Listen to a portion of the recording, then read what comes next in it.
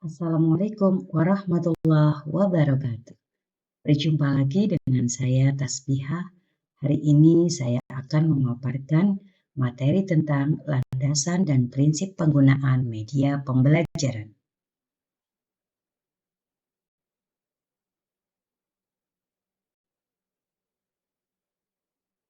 Kali ini beberapa materi yang akan saya bahas adalah yang pertama, landasan penggunaan media pembelajaran, prinsip-prinsip penggunaan media dalam pembelajaran, dan yang ketiga, kedudukan media pembelajaran.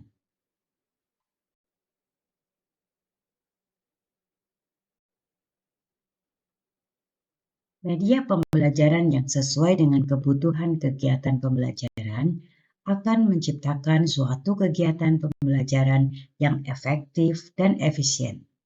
Namun, kadang terjadi guru belum mampu menentukan media pembelajaran yang sesuai, bagaimana melakukan pengembangan media pembelajaran, seperti apa, dan bagaimana cara menentukannya.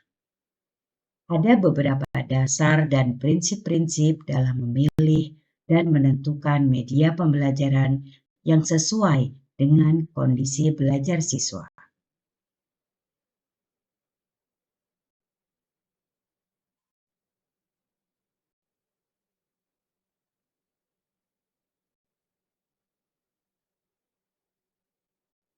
Yang pertama, landasan dan prinsip pengembangan media pembelajaran.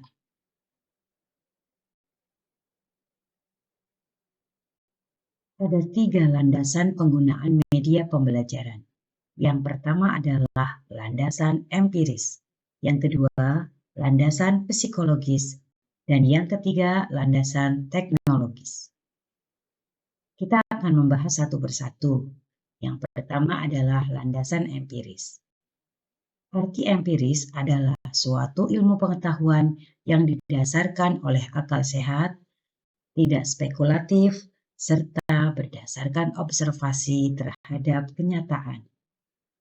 Terdapat 3 karakter belajar yang dimiliki oleh siswa yang harus diketahui oleh pendidik dalam rangka pemilihan media pembelajaran, yaitu siswa dengan karakter belajar visual, auditori, dan kinestetik.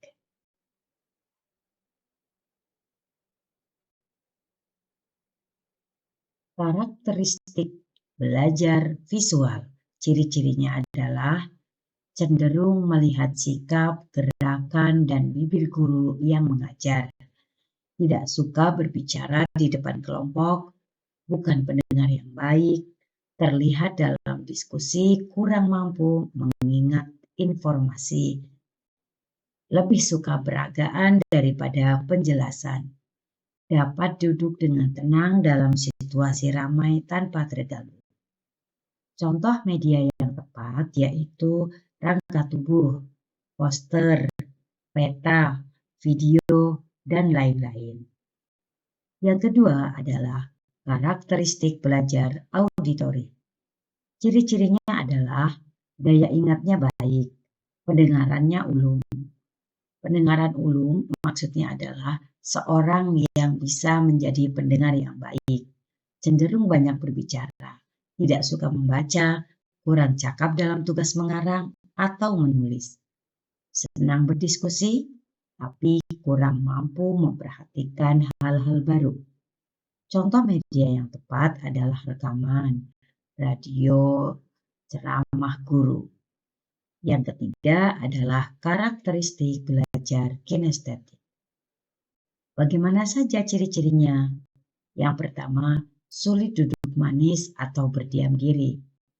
Mengerjakan sesuatu yang membuat tangan aktif, misalnya menggambar, mencoret-coret, dan lain-lain. Cenderung sulit menguasai hal-hal abstrak, misalnya peta simbol dan lambang. Menyukai praktik, suka permainan fisik.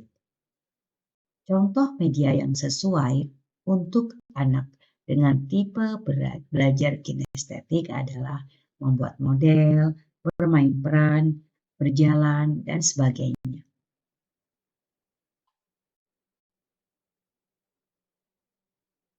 Yang kedua adalah landasan psikologis. Landasan psikologis sangat penting dipertimbangkan dalam penggunaan media pembelajaran. Oleh karena itu, faktor-faktor yang berpengaruh terhadap penjelasan persepsi hendaknya diupayakan secara optimal agar pembelajaran berjalan efektif dalam hal psikologis.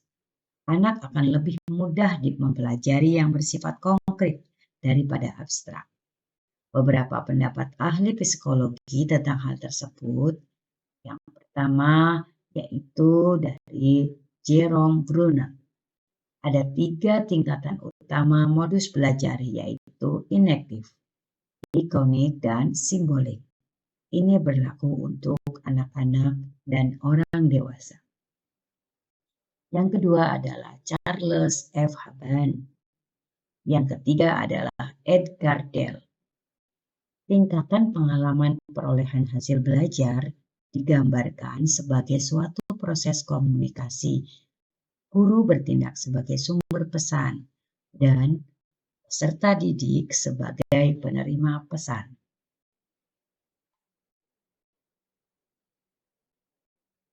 Untuk lebih jelasnya, perhatikan kerucut pengalaman Edgar Dale berikut ini.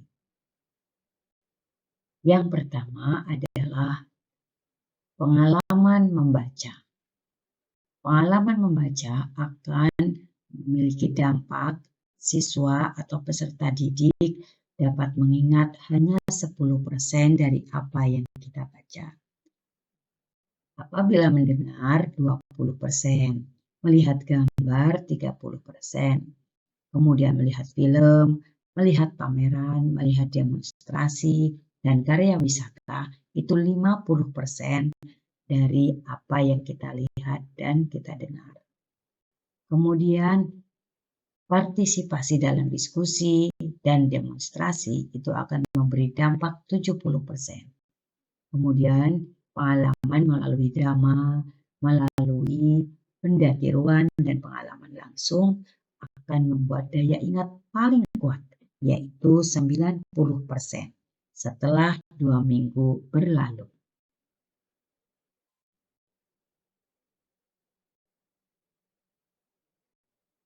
Yang ketiga, landasan teknologis. Maksudnya, media pembelajaran sebagai bagian dari teknologi pembelajaran memiliki 6 manfaat, yaitu meningkatkan produktivitas pendidikan. Yang kedua, memberikan kemungkinan pembelajaran yang bersifat lebih individual. Yang ketiga, memberikan dasar yang lebih ilmiah terhadap pembelajaran. Yang keempat, lebih memantapkan pembelajaran. Yang kelima, membuat proses pembelajaran lebih dekat dan cepat. Dan yang terakhir, memungkinkan penyajian pembelajaran lebih merata dan meluas.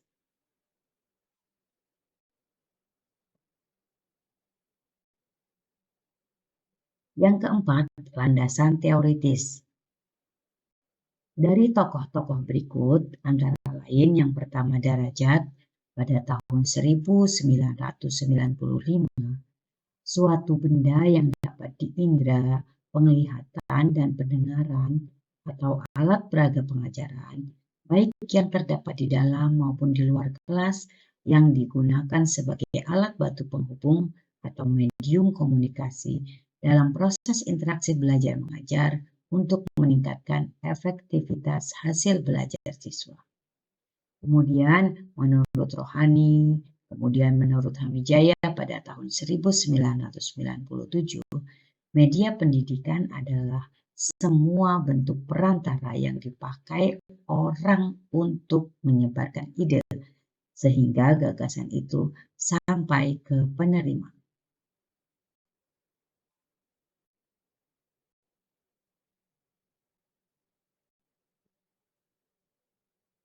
Bab berikutnya adalah prinsip-prinsip penggunaan media dalam pembelajaran. Prinsip-prinsipnya antara lain menurut Sanjaya pada tahun 2006, media yang digunakan guru harus sesuai dengan yang diarahkan dalam rangka mencapai tujuan pembelajaran. Yang kedua, media harus sesuai dengan tujuan pembelajaran. Yang ketiga, media harus sesuai dengan minat, bakat, dan kebutuhan siswa. Yang keempat, media harus memperhatikan efektivitas. Dan yang kelima, media harus sesuai dengan kemampuan guru dalam mengoperasikannya. Menurut Sujana dan Rifani pada tahun 1991, prinsip penggunaan media dalam pembelajaran yaitu menentukan jenis media dengan tepat, memperhitungkan subjek penggunaan media yang sesuai dengan tingkat kemampuan siswa.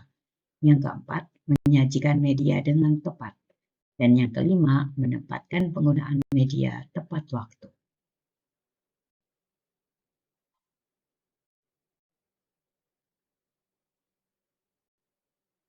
Sedangkan menurut Wahab, pada tahun 2011, prinsip-prinsip media pembelajaran adalah motivasi, perbedaan individual, tujuan pembelajaran, organisasi isi, persiapan, kemudian emosi, partisipasi, umpan balik, penguatan, latihan, dan pengulangan, dan penerapan.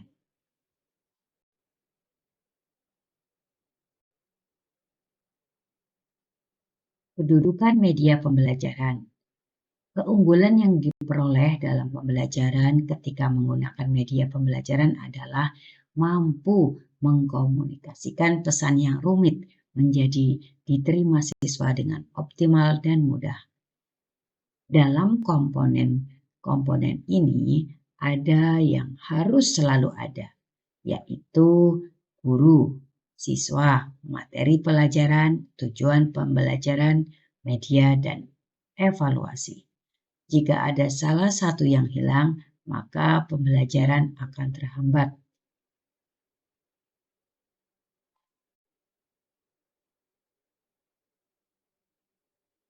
Kedudukan media dalam pembelajaran. Salah satu faktor keberhasilan pembelajaran adalah keberhasilan komunikasi. Untuk mencapai keberhasilan dalam kegiatan pembelajaran, proses komunikasi dalam pembelajaran harus diperhatikan dengan serius.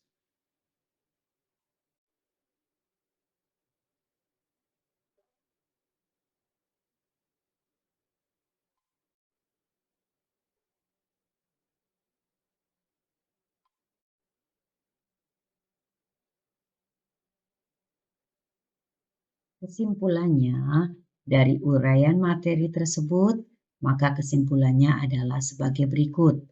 Yang pertama, pemilihan dan penggunaan media hendaknya tidak didasarkan pada kesukaan guru, tetapi dilandaskan pada karakteristik siswa, bahwa terdapat 3 karakter belajar siswa, yaitu visual, auditori, dan kinestetik. Yang kedua, pengalaman langsung akan memberikan kesan paling bermakna karena melibatkan panca indera. Semakin banyak panca indera yang terlibat untuk mengolah informasi, maka semakin baik informasi itu dimengerti dan bertahan dalam ingatan. Yang ketiga, sasaran akhir dari teknologi pembelajaran adalah memudahkan siswa belajar. Berikutnya, prinsip-prinsip penggunaan media pembelajaran harus sesuai dengan materi, kondisi siswa, kemampuan guru, persiapan yang cukup, dan membuat siswa terlibat secara aktif. Berikutnya, kedudukan media pembelajaran adalah sangat penting karena sebagai alat penyampai pesan atau informasi. Dan yang terakhir, indikator utama keberhasilan pembelajaran adalah adanya perubahan yang lebih baik dari sisi kapabilitas dan sikap yang dimiliki setelah mengalami pembelajaran.